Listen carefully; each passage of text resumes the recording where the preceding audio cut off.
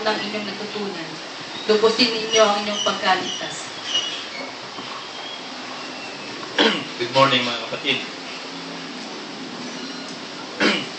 Sa buhay nyo, what is the greatest decision you have made in your whole life? Ano yung dakila na pinakamatinding desisyon na ginawa mo sa buhay mo? Ako, I'm going to speak for myself. Ang pinakamatinding dinesisyonan ko, yung pagpili ng buhay. Kasi yung buhay ko sa mundo, masarap eh. Masagana, lahat nagagawa ko. Pero pinili ko pa rin yung buhay sa Panginoon. Tinanggap ko siya bilang Diyos sa tagapagligtas. Tapos yung second decision na greatest na ginawa ko, yung mag-resign ako. Nag-resign ako na talagang handa na ako sa Panginoon. Tinawag akong pastor. Handa na ako maglingkod. At yung third greatest decision ko, yung i-commit ko na talaga ang buong buhay ko sa Kanya. So ano to eh? Step by step eh. From faith to faith eh. Nung una, ang faith ko, ganun lang eh. Okay na sa akin yung member ako ng church, nagigika po, naghahandog, sumasamba, nagbabasa ng Bible, sumusunod ng kaunti, malahiningan. Sumunod na yun, eh tinawag akong pastor. Nagdesisyon ako. Iiwan ko lahat. Ang daming nag-persecute sa akin, ang daming nag-counseling. Biruin mo, nung magre-resign na ako, ang dami kong counselor. Eh ako tinawag na counselor eh. Tapos ang dami kong counselor. Hindi ko inintindi yun. Yung mga sinasabi nila, siguro mga 20 years plus na, naglilingkod ako sa Diyos, hindi ako pinabayaan kahit ilang minuto, kahit ilang segundo, hanggang sa araw na ito. Ngayon, ang hinahanap na ng Diyos sa atin ngayon, yung desisyon na talagang handa ka na talagang maglingkod, handa ka nang magpakabanal-banal, handa ka nang maging alagad. Alagad ka na ba ni Kristo? Sinusunod mo ba ang lahat ng dekreto ng apostol? Ikaw ba'y tunay na lingkod na ng Diyos? Sa kabanalan, susunod ka sa lahat ng utos ni Kristo? Yan ang greatest decision sa huling araw. Wala nang hihigit na decision dyan kasi kaligtasan yan eh. Ang prioridad mo, kaligtasan. Pero kaunti lang ang makakasumpong. Sabi nga nung message eh, kung sa Diyos ka, sa Diyos ka. Kung hindi, ayaw niya ng malahininga. Nasa panahon na tayo ng walang malahininga. At kaunti lang yung makakasumpong ng tunay na pananampalataya. Kaya, ikaw ba handa na? Kasi kailangan ikaw ang magdesisyon eh. Kausapin mo sarili mo, tanungin mo sarili mo, handa ka na ba? Kasi yan ang message sa atin eh. Few are there to find eternal life. Kaunti lamang ang makakasumpong ng buhay na walang hanggan. Alam niyo sa Bible, nakasulat yung length eh, yung area ng New Jerusalem. Yung 12 patong ng wall ng mga gems doon, at yung haba is 1,500 miles. Yung luwang nun is 1,500 miles. Yung taas nun is 1,500 miles. Cube yun eh. Yung lugar ng bahay natin sa langit, cube yun. Yun ang tahanan ng Ama. Maraming bahay doon, maraming kwarto. Ngayon, kung titignan nyo, through geography, checkin nyo yung, yung length nun, tsaka width nun, ang volume yun o pinaka-area, asin laki lang ng United States. Tinignan ko ang mga mamamayan ng United States, wala pang 1 bilyon. So lumalabas sa pag-research ko, halos 1 bilyon lang ang papasok sa langit. Ito'y mula nung panahon ni Eva. Yung mga nangamatay sa Panginoon at yung mga nabubuhay ngayon, nararapture, kasama yung mga tribulation saints. Ang titira doon, konting-konti lang, halos 1 bilyon. So, kakaunti. Kita niyo yung hinirang ni Kristo mga apostol, 12. Kakaunti. Tapos ahas pa yung isa. Diba? Nung si Kristo'y nagpapatotoo, nagpipreach, naggagamot, ano nangyari? Nung mamatay siya at muling nabuhay, 500 lang ang nakasaksi sa pag-akyat niya. Nung umakyat siya sa langit, ibinigay niya ang lahat ng kautusan sa apostol, 120 lang yung kasama sa upper room nung magkaroon ng baptism of fire, pag-baptism of the Holy Spirit. So kakaunti lamang, nung madagdagan ng libo-libo, nung panahon na ng mga apostol. Ngayon, kakaunti na rin tayo. Bakit? Talagang kakaunti eh. Sabi sa Matthew 7:14.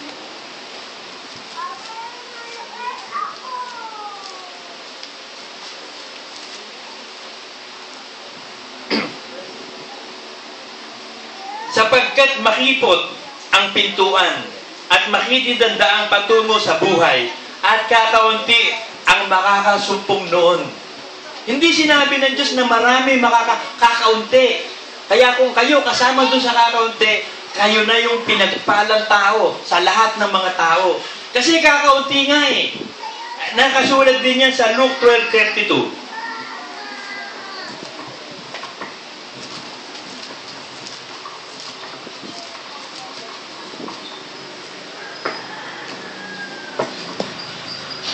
Huwag kayong mga takot, munting kawan, sapagkat nakalulugod. May eksena na naman. Bigla na lang may bumabalabag.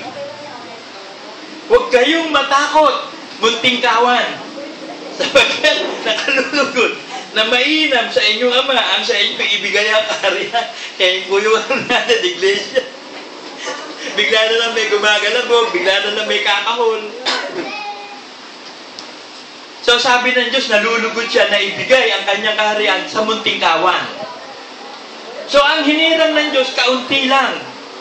Kaya huwag kayong magtaka bakit nangungunti ang iglesia. Huwag kayong magtaka bakit ang Israel nangaunti.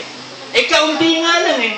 Hindi sinabi ng Diyos na marami. Kaya kapag nakakita kayo ng mga milyon-milyong kongregasyon, libo-libong kongregasyon, isang malaking question mark. Ang dami nun eh. Kaunti lang ang sabi ng Bible eh. Hindi marami yun. Sa Deuteronomy 7.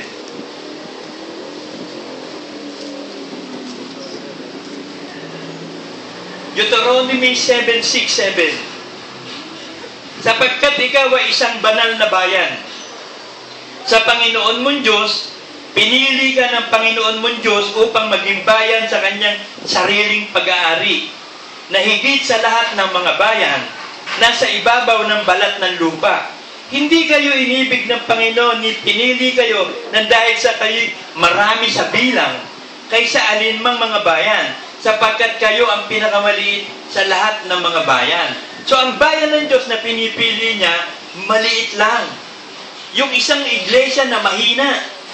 Kasi kung hindi ito maliit o mahina, hindi niya maipapakita kaluwalhatian.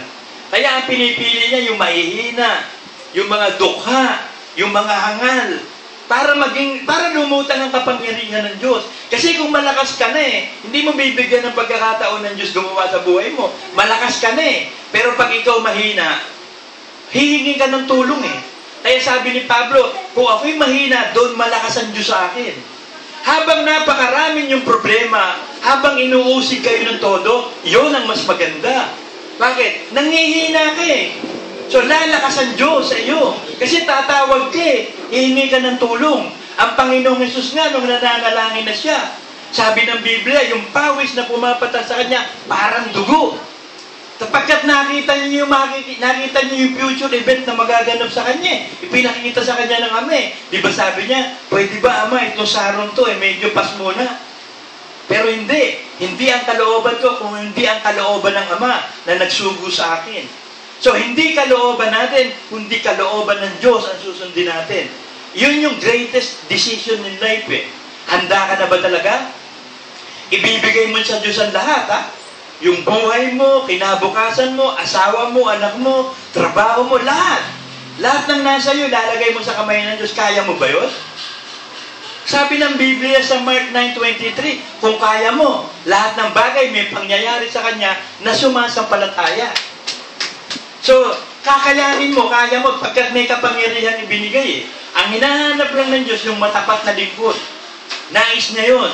Kaya ngayon, ang ginagawa niya para maging matapat lahat, konti lang. So, pumipili lang siya ng matapat. Yung tunay na binago. Kung hindi ka tunay na anak ng Diyos, mawawala ka sa iglesia. Nasa Matthew 13 yata yan. Teka.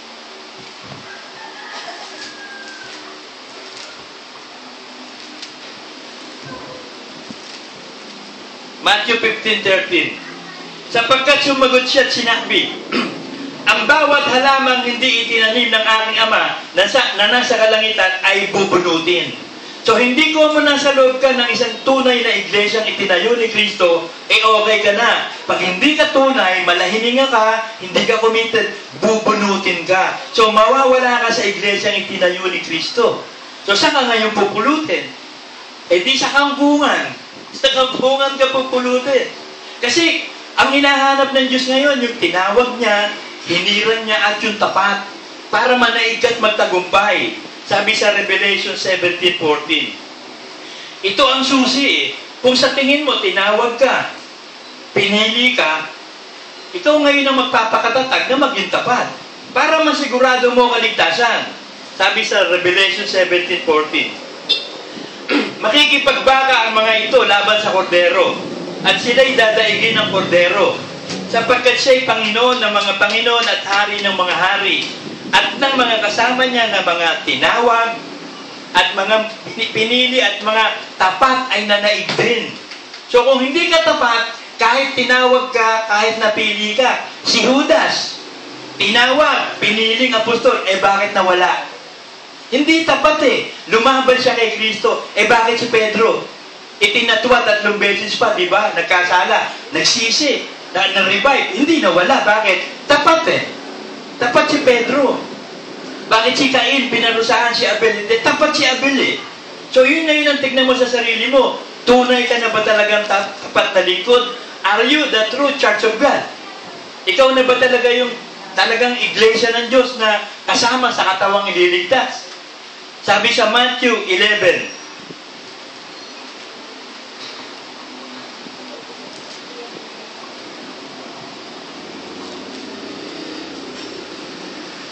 (11:25 to 27). Nang panahong iyon ay sumagot si Jesus at sinabi, ako'y nagpapasalamat sa iyo, O Ama, Panginoon ng langit at ng lupa, na iyong inilihim ang mga bagay na ito sa mga pantas at matatalino at ipinihayag mo sa mga sanggol. Yung mga sanggol ba, may nalalaman ba yun? Wala. So innocent ka. Ibinigay ang kapangyarihan ng Diyos, ang hiwaga doon sa mga sanggol pa. Yung wala pang halos alam tungkol sa Kanya. Kasi yung mga maraming may alam na, Pariseo, ang hirap turuan yan. Pinakamahirap turuan yung meron ng doktrinang tinanggap. Yung may pinangahawakan na silang doktrina, napakahirap turuan yan. Pariseo yan eh. Pero yung mga sanggol, yung wala pang alam, yung i-input mo dun, yun ang i-output. Yung may na-input na, ang a-output yun, yung naturuan eh. Oo nga, Ama, sapagkat gayon na nakalulugod sa iyong paningin. At lahat ng mga bagay ay ibinigay mo sa akin ng aking Ama, at sino man hindi nakakakilala sa Ama, kundi ang Ama. At sino man hindi nakakakilala sa Ama, kundi ang Anak. At yaong ibiging pagpahayagan ng Anak, bibigyan ng revelation ni Kristo ang tunay na tapat. So kung ikaw tunay na tapat, bubuksan ka at walang makapagsasarado. Yun namang hindi tapat, sasaraduhan, wala namang makapagbubukas. Nakasulat yan sa sa Revelation.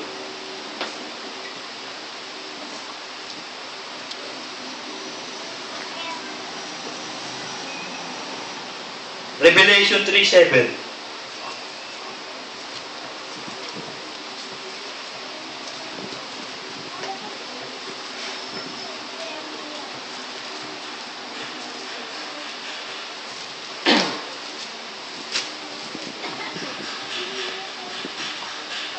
At sa anghel ng iglesia sa Philadelphia ay isulat mo, ang mga bagay na ito ay sinasabi ng banal, yung totoo, yung mga susi ni David, yung nagbubukas at di mailalapat ng sino man, at naglalapat at di maibubukas ng sino man. So mapalad ka kung isa ka doon sa binuksan na hindi na masasaraduhan. Tapos palad ka kung ikaw yung sinaraduhan. Yung mga binuksan, ito yung mga tinawag. Ito yung mga pinili. So kung tunay ka namang tinawag at pinili, magpakatapat ka, ikaw yung binuksan. So wag mong isasarado. Kasi ang kalaban mo, sarili mo eh. Sabi sa 2 Peter 3:17.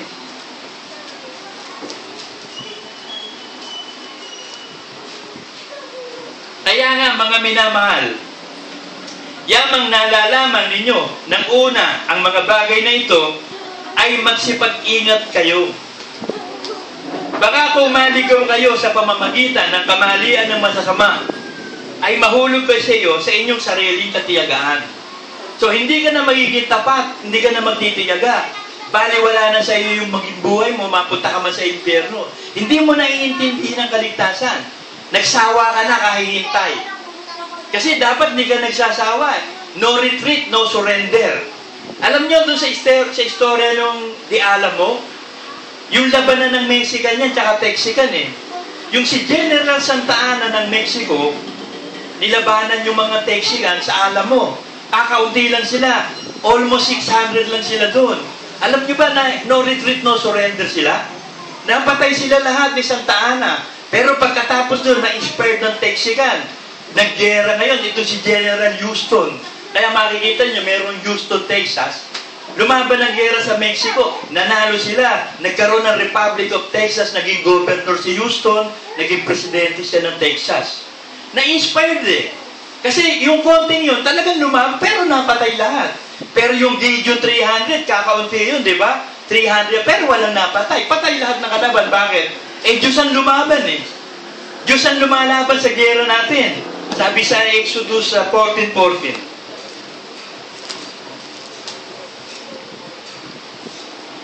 Ipakikipaglaban kayo ng Panginoon at kayo'y tatahimik. So yung labanan na nagaganap, ang Diyos ang makikipaglaban sa atin. Kung may umaapi sa inyo, may umaaglahi sa inyo, mayroong gumagawa ng masama sa inyo, ang Diyos ang magtatanggol. Siya ang makikipaglaban ng gera. Siya ang lalaban para sa atin. Sabi sa Deuteronomy 24.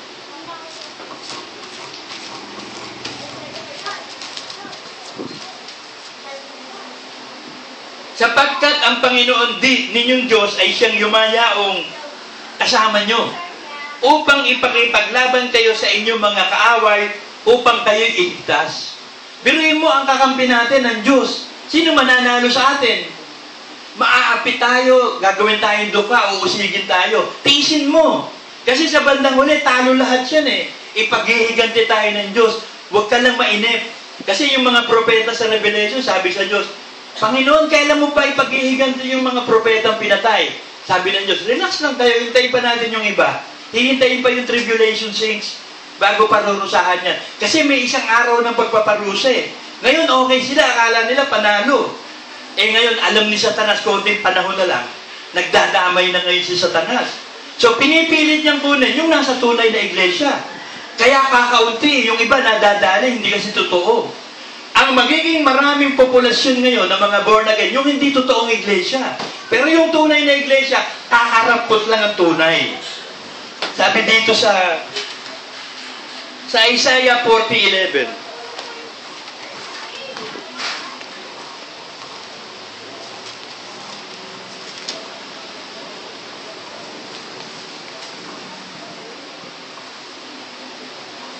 Kanyang papastulin ang kanyang kawan, na gaya ng pastor. Kanyang pipisanin ang mga kordero sa kanyang kamay at dadalhin sila sa kanyang sinapupunan at papatnubayan ng marahan yaong nagpapasuso. So ang gagawin ng Diyos sa atin, kung matapat ka, bubuksan ka, pasususuhin ka, paiinumin ka ng gatas na salita, pakakainin ka ng salita na karne. Ibig sabihin, aarugain ka ni Kristo bilang pastol. Bilang kawan, hindi tayo pababayaan. Sabi sa Ezekiel 37:24.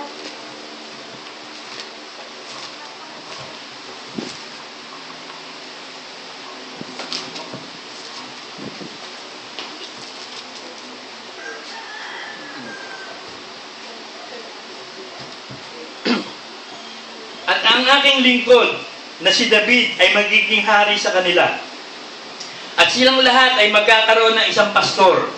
Magsisilakad din naman sila ng ayon sa aking mga kahatulan at susundin ang aking mga palatuntunan at isasagawa. Alam niyo si David, nagkasala din yan, di ba?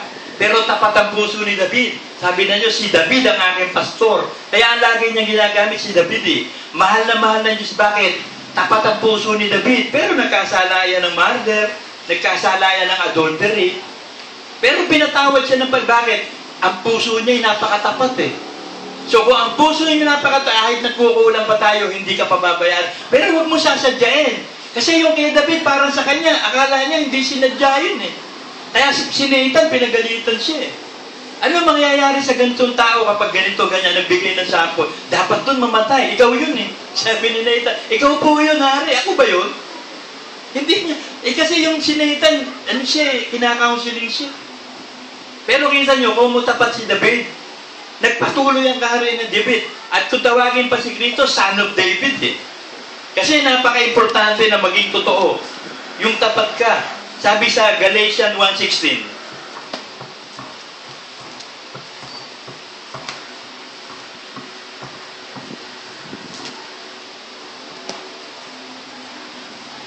naihayag ang kanyang anak sa akin upang siya'y aking ipangaral sa gitna ng mga hentil pagkarakay hindi ako sumangguni sa laman at sa dugo. So nung i-reveal ng Panginoon kay Pablo ang katotohanan kay Kristo, hindi siya pumunta sa tao. Hindi siya nagpaturo sa mga kung saan sa mga tao. By revelation of Jesus Christ si Pablo. Ganon din si Brother Manny. Hindi siya nagpaturo kung kanino. By revelation of the Holy Spirit. So ganon din tayo lahat. It is by revelation of the Holy Spirit. Kasi totoo ka eh. Bubuksan ka. Sabi sa Acts 16:14. At isang babaeng nagngangalang Lydia na mangangalakal ng tayong kulay ube na tagabayan ng Thyatira, isang masipag sa kabanalan, ay nakinig sa amin na binuksan ng Panginoon ang kanyang puso upang unawain ang mga bagay na sinasalita ni Pablo. So pag hindi binuksan ng Diyos ang puso't isip ng tao, kahit makarinig pa siya na makarinig ng Bible, hindi siya makakaunawa. Kasi hindi siya tapat. Ang Diyos lang kasi nakakakita ng tapat eh. Pag nakita ng Diyos na tapat ka, kahit ang dami mong diferensya, hindi titignan ng Diyos yun. Ang titignan niya yung tapat mong puso, bubuksan ka, tapos ibibigay sa iyo lahat ng karunungan, lahat ng revelation para iligtas ka. So ang pinaka-importante yung katapatan. Doon tayo nagkukulang. Example, practical, 27 ngayon, di ba? So kulang bitin sa sweldo. Pag nag-worship ka sa susunod ng Sunday naman, advance naman. So ang gagawin ng iba, hindi siya mag-iikapu. Kasi wala sa tamang oras eh. Uutangin niya yun. Pag magtatest na, sabihin niya sa Lord, Lord, sorry, hindi ako makakabay sa susunod na lang. Asan yung katapatan? Asan yung katapatan? Sabi sa Luke.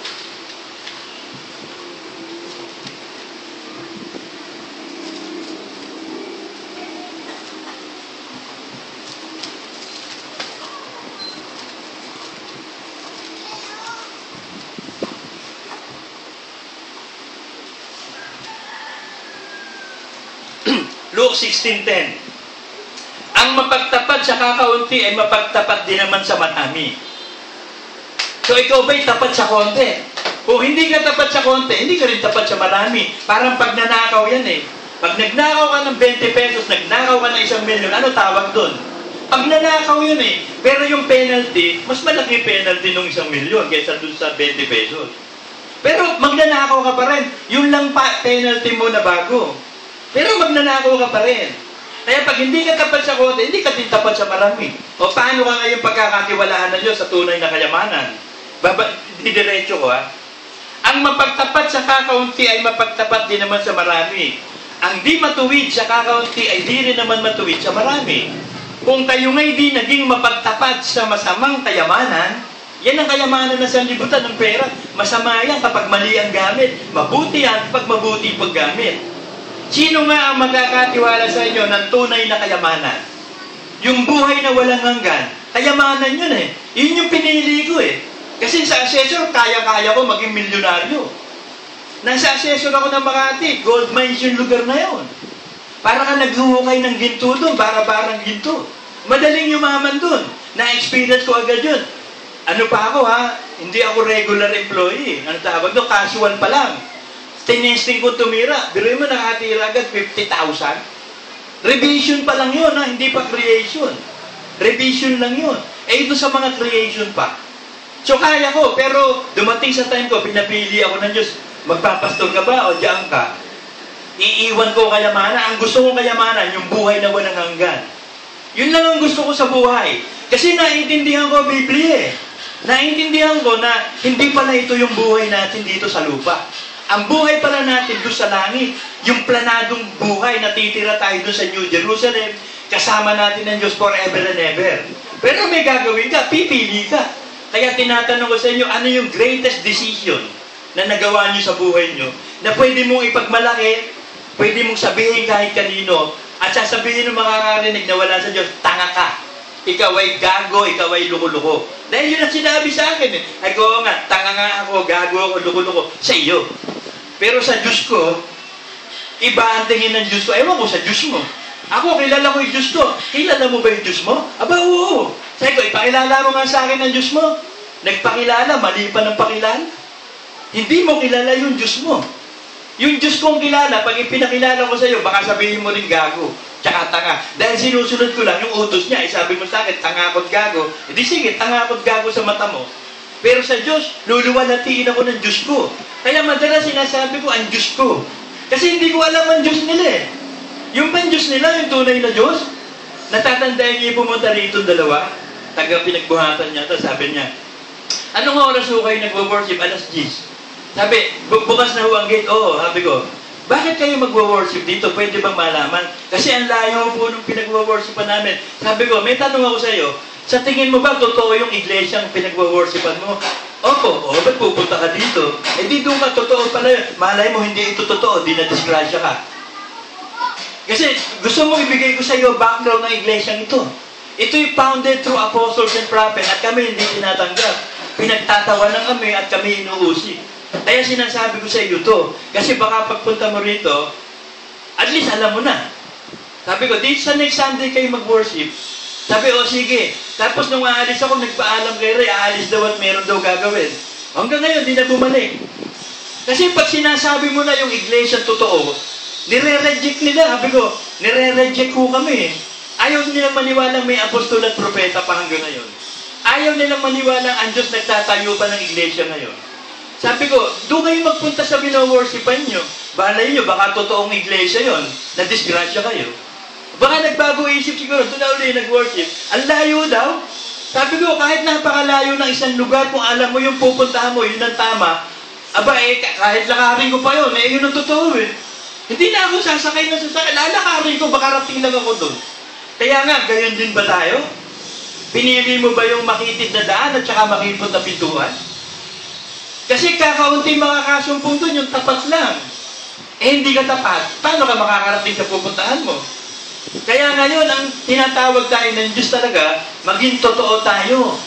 Sinasabi doon sa Revelation 2:4.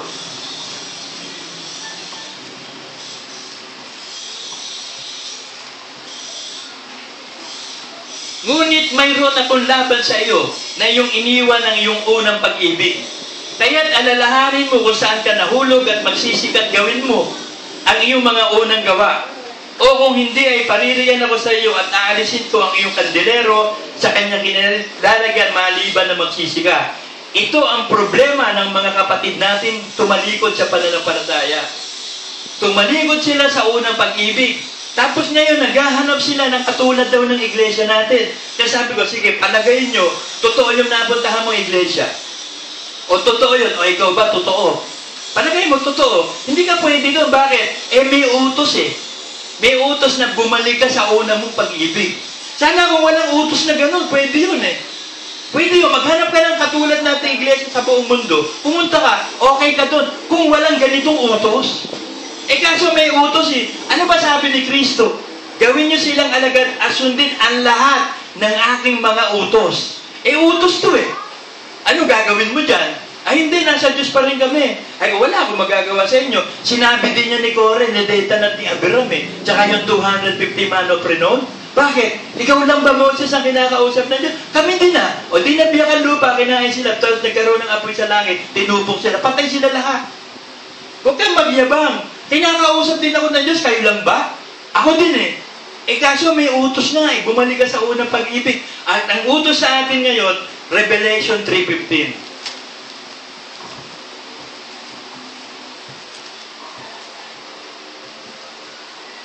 Nalalaman ko ang iyong mga gawa na ikaw ay hindi malamig o mainit man.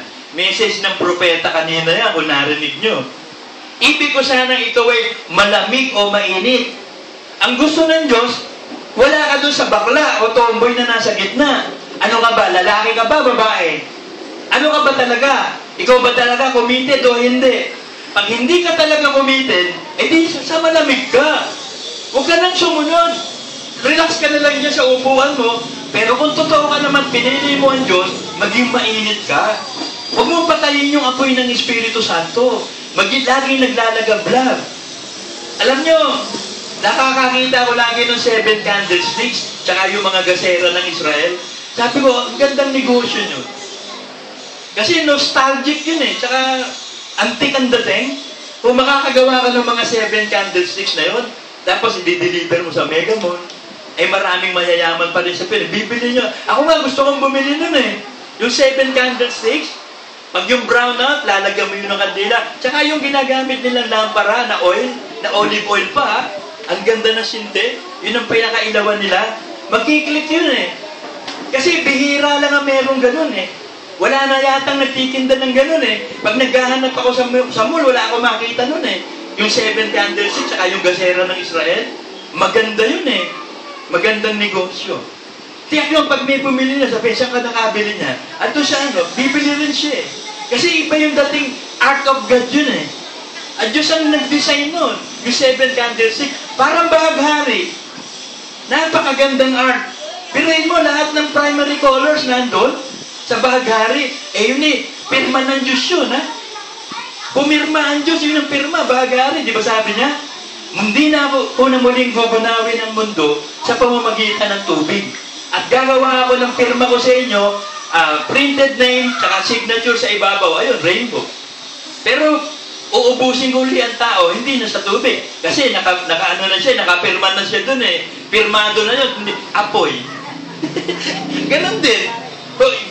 Gusto mo ba makasama dun sa tutupukin sa apoy? Sabi sa 2 Peter 3:7-10.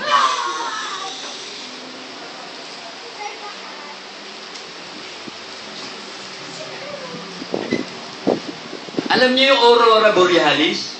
Sa Northern Hemisphere at Southern Hemisphere, may makikita kayo ng kulay violet, kulay green, kulay yellow, kulay pink, kulay orange. Gumagalaw yun. Ang ganda-gandang tignan nun. Alam niyo, sa mga ano lang ako nakakakita nun, sa wall, sa computer. Sa mga cellphone, meron nun. Pero yung makakita dito sa atin, nasa equator tayo, wala nun eh. Pero pag nakatira ka sa Southern Hemisphere at Northern Hemisphere, makikita mo iba-ibang kulay, gumagalaw. Ang gandang art ng Diyos yun. Napakagandang art nun. Biruin mo, gumagalaw yung kulay. Tsaka nakakita nun. At tsaka ang ganda-ganda ng art ng Diyos. Pag lumabas ka sa Earth, makikita mo yung mga planeta, yung mga bituin. Eh, mangyayari sa atin yun. Gagawa ng bago. Sabi ng Diyos, maluluma yan lahat na yan. Papalitan eh.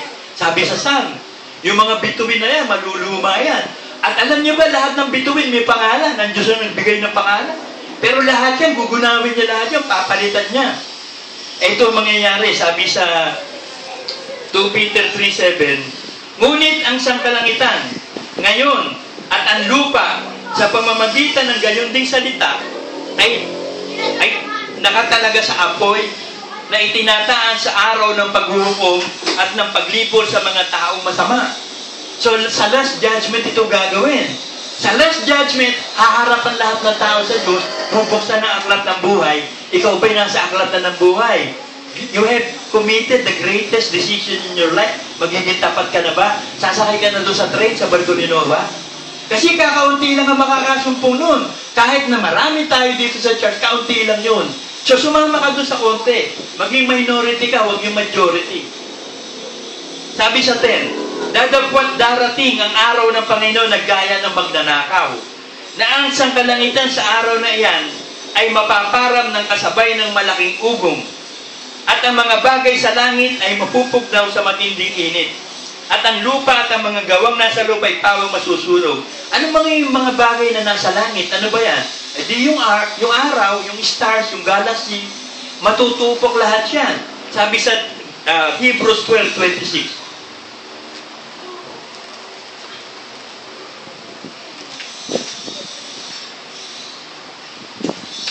Na ang tinig na yon ay nagpaganig noon ng lupa. Dadagpot ngayon, nangako siya na nagsasabi, minsan pangyayanigin ko hindi lamang ang lupa, kundi pati ng langit. Yung pagyanig sa lupa, pangkaraniwan yan eh. Niyanig na tayo rito, di ba sa Cebu, tsaka sa Bohol? Nakita nyo lahat ng simbahan luma doon, nagbaksakan. Ang daming matatakot ng magsimba. Bakit? Magsisimba ka, mamamatay ka. Ay ko, tinan ko nga yan, talagang dinudurog yung mga simbahan. Ay, halos lahat yun. Talagang mga 1700 pa itinayo yun, 1800. Ikaw mawalang bakal yun eh. Mga coral rock yun, tsaka limestone lang. Ang pandikit nun, itlog. Kaya matitibay din yun. Kaso sa tagal ng panahon, naluluma. Di konting yanig lang, baksakan na. At dito sa atin, yung tinatawag na West Valley, Pork. Pag lumindol, babaksak yung bahagi na yun. Part tong Pasig, hanggang diretso. Ewan ko ano pa. Marikina, Pasig, dire-diretso. So, handa ka na bang harapin lahat to? Ang instruction ko sa mga anak ko, baby, yung 2 double bed namin doon, napakagandang refuge nyo sa lindol. Kahit magbaksakan ng pader doon, safe ka doon. Kaya lang, kung mamamatay ka na, kahit na ang tibay-tibay ng refuge nyo, may isang hollow block na gagano, tatama sa mukha mo, patay ka. Dahil mamamatay ka. So, ibig sabihin, wala tayong kapangyarihan sa kamatayan, ni sa espiritu ng tao. The spirit of the prophet is subject to the prophet. The spirit of anybody is subject to anybody. So, hindi ko kayo pwede pilitin na mag-commit na kayo talaga. Ang mag-uudyok lang sa inyo, Espiritu Santo. Ikaw ngayon ako narito para mag-preach, magbigay ng mga mensahe. Nasa inyo yan. Kung ayaw mo sumunod, hindi huwag. Wala namang mawawala sa akin. Sa Diyos, wala ding mawawala eh. Pero sa iyo, may mawawala, kaluluwa mo. Minsan lang to. Minsan lang ang buhay. Yung minsan na yun, hindi na uulitin. Sabi sa Jude,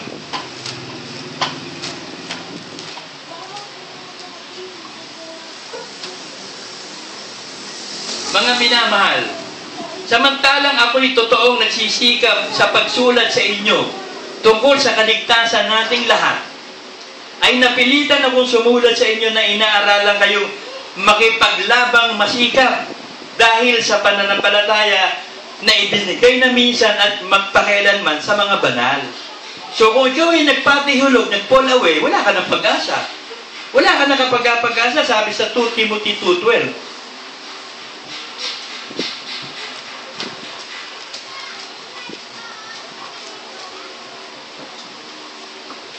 Kung kayo'y magtiis, ay maghahari naman kayong kasama ni Kristo. Kung ating ikailahan siya, ikakaila naman niya tayo. So ano pipiliin mo? Magkukumit ka na ba talagang totoo at magtitiis o hindi? Pag ikinaila mo siya, ikakaila ka. Paano ngayon yan? Minsan lang ang faith. Hindi ka nabibigyan uli ng faith. Minsan lang yan. Kasi perfect ang Diyos. Laging isa lang. Yung Espiritu Santong nasa iyo, talagang Espiritu Santo yan. Kaya pag wala kang Espiritu Santo, wala na. Hindi ka na maliligtas. Kasi ang magtuturo, Espiritu Santo. Ang mag-aano, Espiritu Santo. Wala ka nun. Sabi sa 1 John 2:27. At tungkol sa inyo, ang pagkapahid na sa Kanya'y inyong tinanggap ay nananahan sa inyo. At hindi nyo kailangan kayo turuan ng sino man. Kahit sino pang presidente dyan, kahit sino mang mga hari dyan, o reyna, o pinakamatatalino, o si Einstein na, pinakamagaling na scientist, walang ituturo sa iyo kundi planeta. At mga atomic bomb ang tuturo. Ngunit kung paano kayo'y tinuturuan ng kanyang pahid tungkol sa lahat ng mga bagay, ay siyang totoo, hindi kasinungalingan. At kung paano kayo tinuruan nito ay gayon kayong nananahan sa Kanya. Sa lahat ng mga bagay. Bakit? Ang nag-create ng lahat ng bagay, ang Ama, si Kristo, at Espiritu Santo. Silang tatlo. Pag sinabi ng Ama, let there be light, kikilos sa salita, liwanag, nandun ang Espiritu Santo. At ihihiwalay ng Espiritu Santo ang tubig sa baba, sa taas. So yung creation, ginawa ng Diyos yung Godhead, Ama, Anak, at Espiritu Santo. Mananahan muna ang Espiritu Santo sa iyo sa umpisa, tapos tuturuan ka ng Espiritu Santo na salita ng Diyos, mananahan sa iyo salita ng Diyos, tapos mananahan sa iyo ang Ama. Yun ang sistema. Magbo-born again ka muna. Except a man to be born again, he cannot enter the kingdom of God. Yun ang word na nabasa ko sa Bible na sabi ko, except superlative degree. Except a man be born again. So, lahat ng tao, kailangan pala dapat ma-born again. Pag hindi ka na-born again talagang totoo, hindi ka papasok sa langit. John 3:5.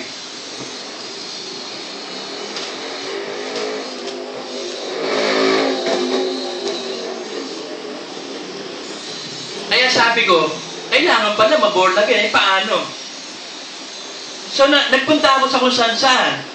Nakinig ako ng Bible study. Tapos, nung makinig ako ng Bible study doon kay Nasol, ang nagpipreach pa noon si Pastor Phil. E di nagpaiwan ako, nagtanong ako. Sabi ko, ano ba yung born again? Pinaliwanagan ako. Hindi ako nakontento sa paliwanag. Nagtanong pa naman ako kay Brother Fred naman. Hindi pa rin ako nakontento sa sagot. Pero umaten pa rin ako ng umaten. O nagkaroon ako ng revelation nung tanggapin ko ang Diyos. Kasi basa ako ng basa ng Bible, wala ako alam eh.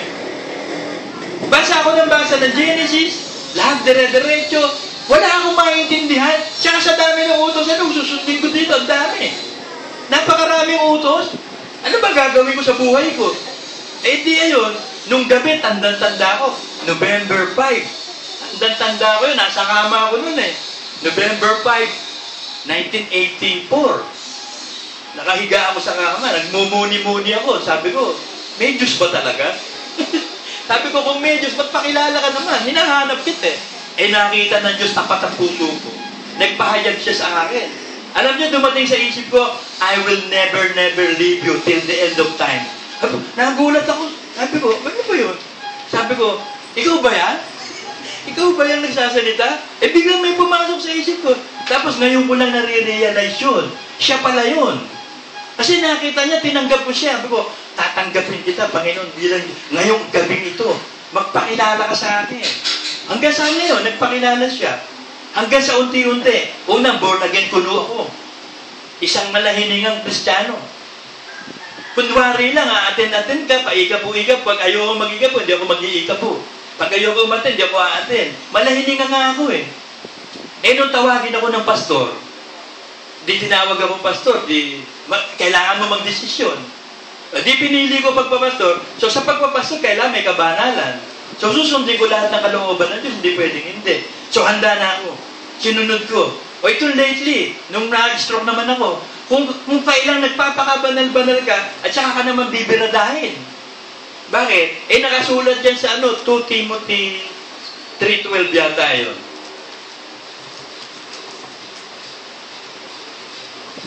Oo, lahat ng ibig mabuhay ng may kabanalan kay Kristo Jesus ay magbabata ng pag-uusig.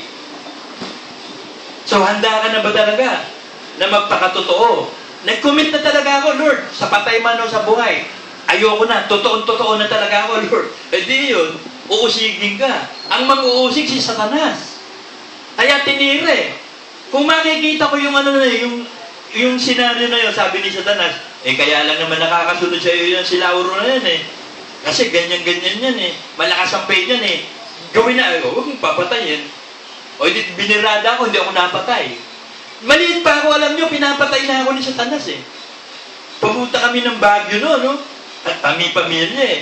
Eh yung tiyuhin ko, hindi naman talaga driver, nag-drive, si kanan din. Tumaob yung jeep. Pagtaob ng jeep, putok yung ulo ko. Putok yung duguduguan. Tapos sumigaw pa ako, walang lalabas. Kung sino yung unang makakalabas, lumabas. Naku, paglabas ko, nandong nanay ko, tanggal yung tenga yata, hiwa.